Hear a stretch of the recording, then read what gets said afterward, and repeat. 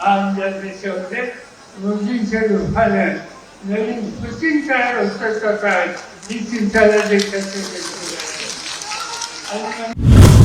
आणि आपण विचारायचे शिवसेना करून आणि महाराष्ट्रामध्ये सगळ्यांनी एकत्र ठेवून आम्ही पडवीची आघाडी स्थापन केली. त्याच्याचे मान्य तुमचे सारखे व्यासपीठावर असलेले काँग्रेस पक्ष, राष्ट्रवादी काँग्रेस पक्ष, उद्धवजींच्या नेतृत्वाखालची शिवसेना आणि अन्य सगळे पक्ष या पक्षाचे पदाधिकारी आणि उपस्थित सरकारी बंधू गेले काही दिवस उद्धवजी मी स्वतः आणि आमच्या आघाडीचे सहकारी महाराष्ट्राच्या कानाकोपऱ्यामध्ये जाऊन आपली भूमिका मांडण्याचा प्रयत्न करत आहेत. जे काही संकट आज देशावर दिसतंय त्या संकटातून मुक्तता कशी करता येईल, होता येईल याचा विचार मांडण्याचा प्रयत्न करतो. आज या ठिकाणी आल्याच्या नंतर मला अनेक जुन्या गोष्टी आठवतात. सार्वजनिक जीवनामध्ये मी कामाची सुरुवात केल्याच्या नंतर तरुणांच्या चळवळीमध्ये सहभागी झालो. महाराष्ट्रावर फिरलो. पण अमरावती एक असं ठिकाण होतं की या ठिकाणी तरुणांची एक जबरदस्त शक्ती उभी राहिली आणि आम्हाला सगळ्यांना काम करण्याच्यासाठी अमरावतीकरांनी प्रोत्साहन दिले आणि आम्ही अमरावतीचा अभिमान मला अंतःकरणापासून आहे. आज या ठिकाणी मी आलो ते एक गोष्ट तुम्हाला सांगण्यासाठी मला अमरावतीकरांची माफी मागायची आहे. ही एक चूक माझ्याकडनं झाली.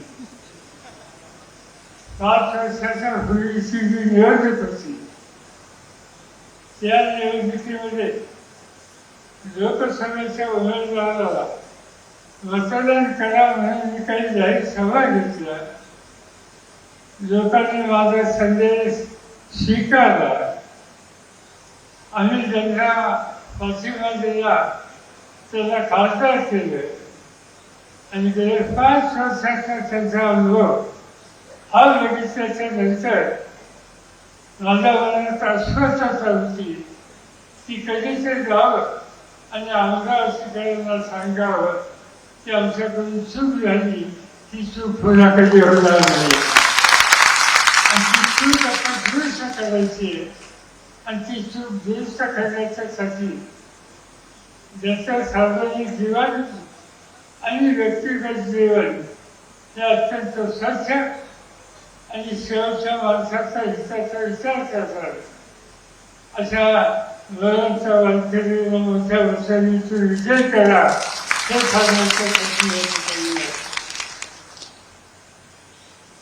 आज देशाची एकूण सत्ता मोदी साहेबांच्या हातामध्ये. गेले 10 वर्षापासून बघतो अनेक ठिकाणची त्यांची भाषणं ऐकतो. काय सांगतात ते हल्ली. मी विधानसभा, लोकसभा आणि राज्यसभेमध्ये गेली 56 वर्षे आज हिंदुस्थानच्या पार्लमेंटमध्ये अशी कोणी व्यक्ती नाही की तो एके दिवसाचा गॅप न देता 56 वर्ष सतत निवडून येतो. त्या 56 वर्षामध्ये अनेकांना जवळून खाते लावून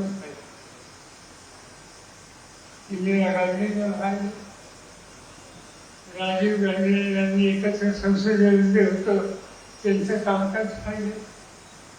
नंतरच्या काळामध्ये नरसिंहरावचं काम पाहिलं, त्यांच्या उंचीवरती काम केलं, मनमोहन सिंगांच्यावर काम केलं. अलीकडच्या जे जे प्रधानमंत्री झाले जवाहरलाल नेहरूंच्या नंतरचे त्या सगळ्या प्रधानमंत्र्यांच्या कामाची पद्धत ही आम्ही लोकांनी पाहिली. देशाच्या कामात भाग जायचे, भाषणं करायचे आणि त्या भाषणातून नवा भारत कसा उभा करता येईल या प्रकारचा लोकांचा आत्मविश्वास वाढेल अशा प्रकारचा संदेश या सगळ्या राज्यकर्त्यांनी दिला. आजचे प्रधानमंत्री कुठेही गेल्याच्या नंतर पहिल्यांदा जवाहरलाल नेहरूंच्या टीका करत, काँग्रेस पक्षावर टीका करत. ज्या जवाहरलाल नेहरूंनी स्वतःच्या पूर्ण काळामध्ये आमच्या आयुष्याची उरेलीची काळ जवळपास 10 ते 11 वर्ष इंग्रजांच्या तुरुंगामध्ये घालवली आणि स्वातंत्र्य मिळाल्याच्या नंतर हा देश संसदीय लोकशाहीच्या पद्धतीने चालला पाहिजे यासाठी एक रचना माहिती त्या जवाहरलाल नेहरूंचं योगदान हा देशाच्या इतिहासात कुठे भेटत नाही. आणि त्याच प्रधानमंत्री त्यांचं टीकाची विभागी करतात, त्यांच्याबद्दलच्या चुकीच्या गोष्टी सांगतात. कुठेही गेल्याचं बघा 10 वर्षात मी काय केलं हे सांगण्याच्या ऐवजी आम्हा लोकांना विचारतात की तुम्ही गेल्या 10 वर्षात काय, आणि 1424 तुम्ही आहात, तुमच्या हातात सत्ता आहे, त्या सत्तेचा वापर कसा केला आणि देशाच्या चित्र बदलायला तुम्ही काय केले हे सांगण्याच्या ऐवजी अन्य लोकांच्या टीकाची विभागी करायची हे सुद्धा ज्या व्यक्तीच्या मनात आहे त्याचा अर्थ सच आहे की व्यापक दृष्टिकोन राज्यकर्त्याचा असणं पाहिजे. त्या दृष्टिकोनाचा अभाव आजच्या नेतृत्वामध्ये आणि अशाच्या हातातून ही सत्ता काढून घेण्याचं काम हे करावं लागेल. ते दिशा पाहिजे. आज आम्ही शास्त्रज्ञ सांगतो त्यांची कामाची पद्धत बघितली त्याच्यानंतर गुजराताच्या हिताची जोखमी आंदोलनामध्ये आणि बसतो खासदार लोकांची गप्पा गोष्टी करतो. आंदोलनामध्ये त्यांचं भावनेत व्हायचं आणि ती जागा अशी आहे की राज्यसभा असो ते लोकसभा असो त्याचे सदस्य वेळ असतात त्याच्या ठिकाणी एकत्र येतात. तो कुठेच पक्षाचा रोजगारचा भाव असतात त्यांच्या असतील माणसा तिथे काही पक्षीय अंतर तुम्ही आले पण आम्ही अलीकडे राहतो. मोदी साहेब जातात म्हणल्याच्या नंतर 70 पक्षाचे खासदार खाली मानले जातात. त्यांना दिसून होणे विरोधकांशी आम्ही बोलतो नाही. एक प्रकारची दहशत त्यांच्यात सुद्धा त्या ठिकाणी आहे आणि ही दहशत निर्माण करण्याचं काम स्वतःच्या पक्षाच्या सदस्यांचं त्यांच्या हातात. पुन्हा सत्ताधारी काँग्रेसचे सत्ताधारी पक्षाचे खासदार हल्लूच काढण्याचा आम्हाला सांगत असतात की दर मंगळवारी तिथं भाषेची बैठक असते भाजप पक्षासाठी आणि त्या बैठकीवरती चर्चा नाही करत. लोकांना आपलं मत म्हणतात नाही. मोदी साहेब बोलणार ते विचार मांडणार ते ऐकायचे सगळ्यांनी जायचं. दुसरा कुणालाही त्या ठिकाणी एक शब्द बोलण्याचा अधिकार नाही. त्याचा अर्थ आम्ही अलीकडच्या काळामध्ये रशियाच्या एका राज्यकर्त्याचं वर्णन वाचतो आणि तो राज्यकर्ता म्हणजे मी आणि यांच्या पूर्ण रशियाचं प्रशासन रशियाची शासन यंत्रणा आणि त्या व्यक्तीचं नाव पुतीन. आज या देशामध्ये मोदींच्या रूपानं नवीन कृतींचा उत्तर आहे ही चिंताला देशाचं आणि म्हणूनच सातत्याने अनेक लोक बोलतात की या देशाच्या संसदीय लोकशाही संकटात जाईल असं सूचन होते. आणि ते मी मानतो असं नाही.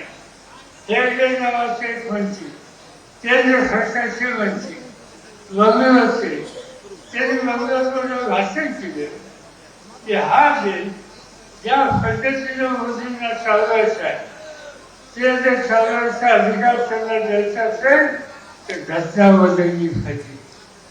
घटना बदलली पाहिजे.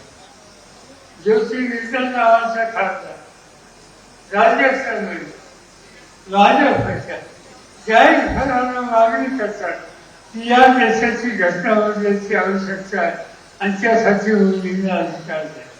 उत्तर प्रदेशमध्ये जयदुसरे नावाचा भाजपचा खासदार आहे जाहीरपणानं सांगतात की मोदींचे हात बैठक करायचे असेल तर या घटनेत दुरुस्ती करण्याची गरज.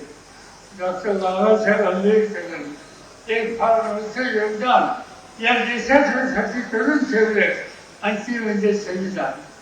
तुम्ही देशाच्या आजूबाजूची स्थिती बघा. पाकिस्तानमध्ये आपण पाहिलं की तिथे इकडे लष्करशाही होती, श्रीलंकेमध्ये लष्करशाही होती, बांगलादेशमध्ये लष्करशाही होती, नेपाळमध्ये हुकुमशाही होती. भारताच्या आजूबाजूला कधीकधी आपण ही हुकुमशाही पाहिलेली आहे आणि ती भारतात यायची नसेल तर ही संविधान मजबूत केलं पाहिजे.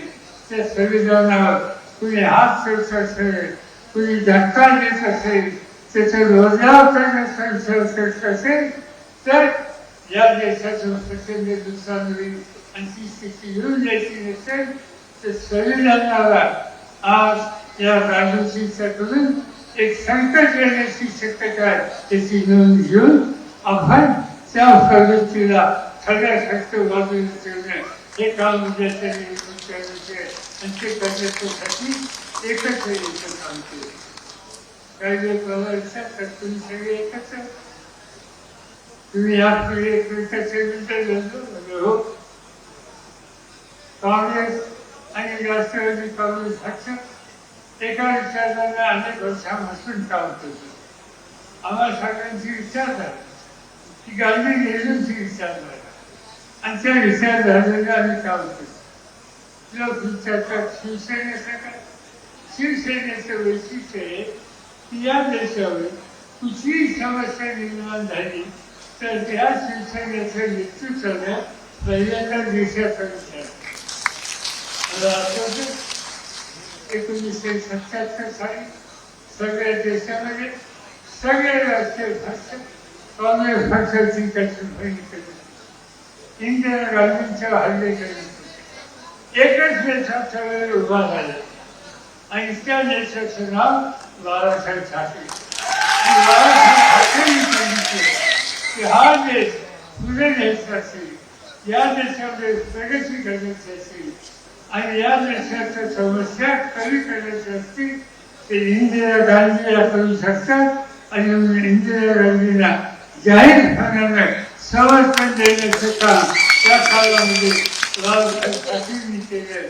आज ही समस्या आहे आणि मला आनंद आहे की आम्हा दोघांच्या बरोबर काँग्रेस आणि राष्ट्रवादीच्या बरोबर खांद्याला खांदा लावून आज उद्धवजी आणि त्यांचा सैनिक ठिकठिकाणी उद्धवजी आणि तुमचे कार्यकर्ते आम्ही जरूर यापूर्वी तसे बघत नाही. जाहीर दिवसांनी बघतो. आज मी पहिल्यांदा असं बघितलं की महाराष्ट्राच्या कानाकोपऱ्यात कुठेही गेले आणि प्रश्न मात्र लोकांचा असेल तर जाऊन जाणार त्याच्या सोडवणुकीसाठी तुमच्या शिवसैनिकच्या ठिकाणी ही एक जबरदस्त बाळासाहेबांचा विचार घेऊन सर्वांची संघटना तुम्ही केली. ती सगळी संघटना आज देशाचे संकट जे पाहते त्या संकटाच्या विरुद्ध लढण्यासाठी एक जबरदस्त ताकद त्यांच्यावर भासवेल आणि हे संकट येऊ शकणार नाही ही स्थिती तयार होईल याचा मला पूर्ण विश्वास आहे आणि त्यासाठी तुम्हाला मी अंतःकरणाला भासून धन्यवाद देऊ इच्छितो. आता अधिक बोलायचं नाही. आपण तिथून पुढे या सगळ्या कामामध्ये सहभागी होतो. निवडणुका आल्या आणि या निवडणुकीवरून राज्यामध्ये ठिकठिकाणी की जे आघाडीला लोकांनी स्थापन केली त्यांचे जे प्रतिनिधी आहेत त्यांचे उमेदवार आहेत त्यांना मोठ्या वर्षांनी विजयी करायचे त्यांना शक्ती द्यायची आणि ही जबरदस्त शक्ती भारताच्या संसदेमध्ये वाचून आणि कुणीही या देशाच्या घटनेला की जे दान बाबासाहेब आंबेडकरांनी या देशाला दिले आणि त्यामुळेच गेले अनेक वर्ष हा देश एक संघ घालू शकला ते घटनेचं समर्थन करणं त्याचं रक्षण करणं ते काम आम्ही त्या ठिकाणी करणार आहोत आणि ते काम करण्यासाठी एक उत्तम सामान्य कुटुंबाचा आणि अनेक वर्ष क्षेत्रामध्ये अतिशय मोलाची कामगिरी केली वानखेडे यांना तुम्ही या ठिकाणी विजय करा त्यांची खून तुम्हाला हात पाहिजे त्याचा विजय झाला आणि या देशाच्या परिवर्तनाच्या प्रक्रियेमध्ये सहभागी व्हा ही विनंती करतो आणि आपल्या सगळ्यांची मजा घेतो. जय हिंद जय महाराष्ट्र.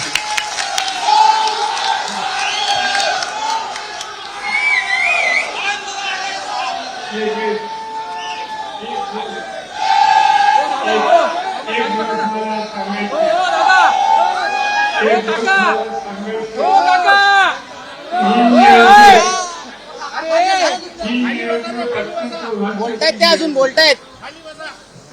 आता या निवडणुकीचा पहिला टप्पा संपला आणि जे मतदान झालं ते चिंता करण्यासारखे नागपूर शहरामध्ये मतदानाची अरे बोलतायत ते.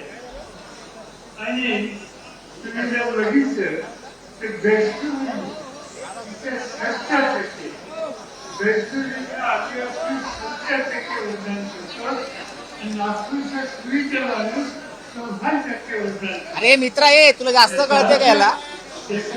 ए मित्रा सांगतोय ना मराठीत चांगलं शुद्ध भाषेत सांगतोय ना. 80% पूजा अमरावतीचं योगदान पाहिजे.